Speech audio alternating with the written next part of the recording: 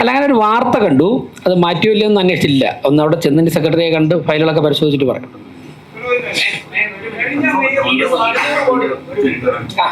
200 കോടി രൂപ നീക്കിയിരുപ്പ് സർക്കാരിലേക്ക് അടയ്ക്കണം എന്ന് പറഞ്ഞിട്ട് ധനവകുപ്പിന്റെ ഒരു ഉത്തരവ് വന്നായിരുന്നു. ഈ റിസൾട്ട് വന്നതിന് ശേഷം അത് ഇവിടുന്ന് അടച്ചിട്ടുണ്ടോ അതോ പ്രശാന്ത്, ഞാൻ പറയാം. അതായത് ആ വാർത്ത കണ്ടു. ഞങ്ങൾ ആ വാർത്ത കണ്ടിട്ട് ഡയറക്റ്റ് അല്ലെങ്കിൽ ഒരു അന്വേഷണം നടത്തിയപ്പോൾ 20-ാം തീയതി വരെ അഡ്മിനിസ്ട്രേഷൻ്റെ ഉള്ള പവർ അവർക്കുണ്ടായിരുന്നു, മുൻ ഭരണസമിതിക്കുണ്ടായിരുന്നു. 20-ാം തീയതിക്ക് ശേഷമാണ് അവരുടെ പവർ അവസാനിക്കുന്നത്. പോയതിന് ശേഷം ഞങ്ങളിപ്പോൾ ഇന്നലെ സത്യപ്രതിജ്ഞ ചെയ്ത് വന്നതിന് ശേഷം പിന്നെ ഇതുവരെയും മറ്റുള്ള ഇതുപോലുള്ള കാര്യങ്ങളായിട്ട് പോകാൻ പറ്റില്ല. അവിടെ കണ്ടിട്ട് ഈ വാർത്തയുടെ അടിസ്ഥാനത്തിൽ ഇവിടെ പരിശോധിക്കും. ഇനി മാറ്റിയെന്നിരിക്കട്ടെ, അതുകൊണ്ട് ലോകമൊന്നും അവസാനിക്കില്ലല്ലോ. നമുക്ക് അങ്ങനെ ഒരു ചലഞ്ച് ഉണ്ടെങ്കിൽ അതിനൊരു സൊല്യൂഷൻ ഉണ്ടാവും. ഞങ്ങൾ വലിയൊരു രാഷ്ട്രീയ പാർട്ടിയല്ല, അതിൻ്റെ സൊല്യൂഷൻ ഞങ്ങൾ കണ്ടെത്തും. അതൊന്നും ഒരു പ്രശ്നമല്ല.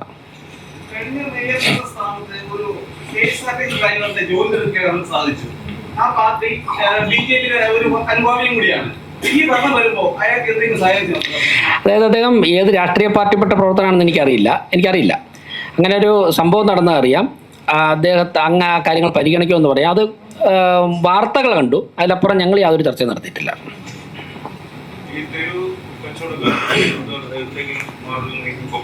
എന്താണ്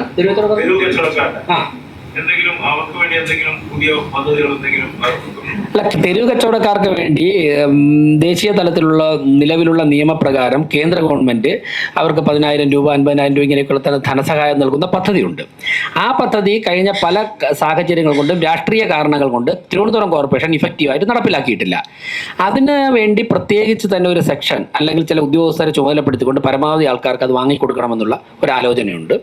അത് ഞങ്ങളുടെ അനൗപചാരിക ചർച്ചകൾ വന്നിട്ടുണ്ട്. അതിലപ്പുറം മറ്റൊരു കാര്യം ഇപ്പോൾ ആലോചിച്ചിട്ടില്ല. വേണ്ട ഘട്ടങ്ങളിൽ അത് ആലോചിക്കും.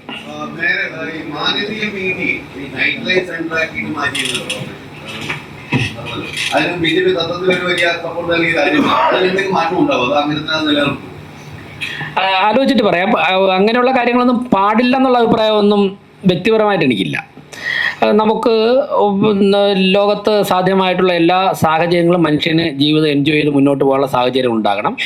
ആവശ്യമായ സ്ഥലങ്ങളിൽ പരിധികൾ വേണം, പരിമിതികൾ ഉണ്ടാകണം എന്നുള്ള അഭിപ്രായമുണ്ട്. മറ്റുള്ള കാര്യങ്ങൾ വരുന്ന മുറയ്ക്ക് നമുക്ക് ആലോചിക്കാം. അതിനൊന്നും എതിരല്ല. ഈ മാലിന്യ പ്രശ്നത്തിൽ തെരഞ്ഞെടുപ്പ് ചോദ്യം BJP കഴിഞ്ഞ ഭരണസമിതിയോട് ചോദിച്ചു, നഗരത്തിൽ നിന്നുള്ള മാലിന്യങ്ങൾ പ്രോസസ് ചെയ്യുന്നത് എവിടെയാണ്? ആ ചോദ്യത്തിന് ഉത്തരം കണ്ടെത്തിയാൽ മാത്രമേ പ്രശ്നം പരിഹരിക്കുകയുള്ളൂ.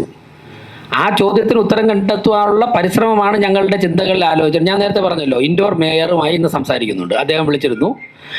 ഇന്ന് വൈകുന്നേരത്തിന് മുമ്പ് തിരുവനന്തപുരം മേയർ സംസാരിക്കുന്നുണ്ട്. അങ്ങനെ നരഹരി IAS അദ്ദേഹം ഇൻഡോറിലെ ഡിസ്ട്രിക്ട് കളക്ടർ ആയിരുന്നപ്പോഴാണ് ഈ പ്രശ്നം പരിഹരിച്ചത്. അദ്ദേഹവുമായി ഞങ്ങൾ ജന്മഭൂമി ദിനപത്രത്തിൻ്റെ ഒരു സെമിനാറിൽ അദ്ദേഹം വന്നു. ജന്മഭൂമി പത്രത്തിൻ്റെ സെമിനാറിൽ അദ്ദേഹം വന്ന് ഇൻഡോറിൽ എങ്ങനെയാണ് ഇഷ്യൂ സോൾവ് ചെയ്തെന്നുള്ളതിനെക്കുറിച്ചുള്ള കൃത്യമായിട്ടുള്ള പവർ പോയിന്റ് പ്രസൻറ്റേഷൻ അദ്ദേഹം അവതരിപ്പിച്ചു. ഏത് സമയത്ത് ബന്ധപ്പെട്ടാൽ തിരുവനന്തപുരത്ത് വന്ന് ടെക്നിക്കൽ അസിസ്റ്റൻസ് തരാൻ തയ്യാറാണെന്ന് പറഞ്ഞു. അപ്പോൾ അങ്ങനെയുള്ള പല മേഖലകളുമായി ഞങ്ങൾ സംസാരിച്ചുകൊണ്ടിരിക്കുകയാണ്. തീർച്ചയായിട്ടും ഏറ്റവും അവൈലബിൾ ആയിട്ടുള്ള നല്ല സാങ്കേതികത ഉപയോഗിച്ചുകൊണ്ട് തിരുവനന്തപുരത്ത് നടപ്പിലാക്കും.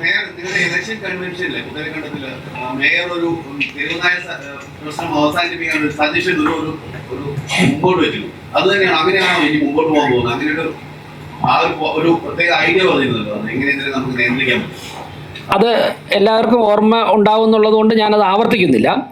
അത് തന്നെയാണ് അതിന് ഇപ്പോൾ നിലവിലുള്ള നിയമങ്ങൾക്കകത്തുനിന്നുകൊണ്ട് ഏറ്റവും നല്ല മാർഗം. സുപ്രീം കോടതിയുടെ കൂടെ വെർഡിക്റ്റ് വന്നതുകൊണ്ട് ഷെൽട്ടറിൽ പാർപ്പിക്കുക എന്നുള്ളത് തന്നെയാണ്. അപ്പോൾ അതിന് നമ്മുടെ ഒരു പ്രശ്നം വരുന്നത്, നമുക്ക് ഇപ്പം ഞങ്ങൾ രാഷ്ട്രീയക്കാരാണ്. സ്വാഭാവികമായിട്ട് വെറ്റിനറി ഡോക്ടർമാരുമായിട്ട് സംസാരിക്കേണ്ടതായിട്ടുണ്ട്, മറ്റുള്ള എക്സ്പെർട്ടുകളുമായിട്ട് സംസാരിക്കേണ്ടതായിട്ടുണ്ട്. എവിടെയാണ് നമുക്ക് ഇതിലിപ്പോൾ ഒരു തെരുവുനായ ഷെൽട്ടർ നമുക്ക് ഒറ്റ ദിവസം കൊണ്ട് ഒഴിച്ച് ചെയ്യാൻ പറ്റില്ലല്ലോ. ആ പ്രദേശത്തെ സ്ഥലം കണ്ടെത്തണം. അങ്ങനെയുള്ള കാര്യങ്ങൾ പരിഹരിക്കുന്നതോടുകൂടി ഇതൊരു സൊല്യൂഷനിലേക്ക് എത്തും. നിലവിലുള്ള സാഹചര്യത്തിൽ അത് തന്നെയാണ് ഏറ്റവും. ഇപ്പോൾ ഒരു 8,000-9,000 തെരുവുനായ്ക്കൾ തിരുവനന്തപുരത്ത് ആകെ ഉണ്ടാകുമെന്നാണ് ഏറെക്കുറയുള്ള കണക്ക്. കുറയാം. ഒരു ഷെൽട്ടറിൽ ഒരു നായ്ക്ക് എത്ര സ്ക്വയർ ഫീറ്റ് വേണം, എത്ര ക്വാണ്ടിറ്റി ഭക്ഷണം വേണം പെർ ഡേ, അതെവിടെ കുക്ക് ചെയ്യും, ഇങ്ങനെയുള്ള കാര്യങ്ങൾ സോർട്ട് ഔട്ട് ചെയ്തതിന് ശേഷം ഞങ്ങൾ പറഞ്ഞ സമയത്തിനുള്ളിൽ ഈ വിഷയം പരിഹരിക്കും.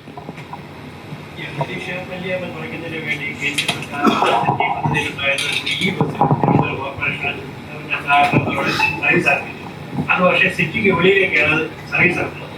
അത് തിരിച്ച് എന്താണ് ഇപ്പോൾ ഡൽഹി നമ്മുടെ മുന്നിൽ നിൽക്കുകയാണ്.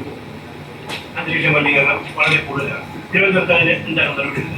അതായത് അത് എനിക്ക് തോന്നുന്നു ഈ ചോദ്യം വളരെ റെലവൻ്റ് ആയിട്ടുള്ള, എനിക്ക് ഉത്തരം പറയാൻ കിട്ടിയ ഒരു അവസരമായിട്ടാണ് എടുക്കുന്നത്. കാരണം നിങ്ങൾ മാധ്യമപ്രവർത്തകർക്ക് ഇപ്പോൾ ഞങ്ങളൊരു ഭരണസമിതിക്ക് ചെയ്യുന്നതിനേക്കാൾ കൂടുതൽ മാധ്യമപ്രവർത്തകർക്ക് ഈ കാര്യത്തിൽ സമൂഹത്തിന് കോൺട്രിബ്യൂട്ട് ചെയ്യാൻ സാധിക്കും. എന്നിട്ട് പറയാൻ കാരണം, നിങ്ങളോടൊപ്പം ഉള്ള ഡൽഹിയിൽ ജോലി ചെയ്തിട്ടുള്ള ഒരു മാധ്യമപ്രവർത്തകനുമായിട്ട് ഞാൻ കഴിഞ്ഞ ദിവസം സംസാരിച്ചു. ഇപ്പോൾ അദ്ദേഹം കേരളത്തിലാണ്. സംസാരിച്ചപ്പോൾ ഞാൻ ചോദിച്ചു എന്താ തിരുവനന്തപുരത്ത് എത്തിയിട്ടുള്ളതെന്ന് ചോദിച്ചു. അപ്പോൾ അദ്ദേഹത്തിൻ്റെ ഭാര്യ മാധ്യമപ്രവർത്തകയാണ്, ഇപ്പോൾ കേരളത്തിലാണ്. അദ്ദേഹം പറഞ്ഞു അദ്ദേഹത്തിൻ്റെ കുഞ്ഞു ആ സമയത്ത് അവിടെ ഉണ്ടായിരുന്നു, ഒരു 4 വയസ്സൊക്കെ ആയിട്ടുള്ളൂ. കുട്ടികൾക്ക് ഡൽഹിയിൽ താമസിക്കാൻ നിർവാഹമില്ല, കാരണം 5 വയസ്സിന് മുമ്പുള്ള കുഞ്ഞുങ്ങളൊക്കെ ആണെങ്കിൽ ശ്വാസകോശ പ്രശ്നങ്ങൾ ഉണ്ടാകുന്നു പൊല്യൂഷൻ കാരണം.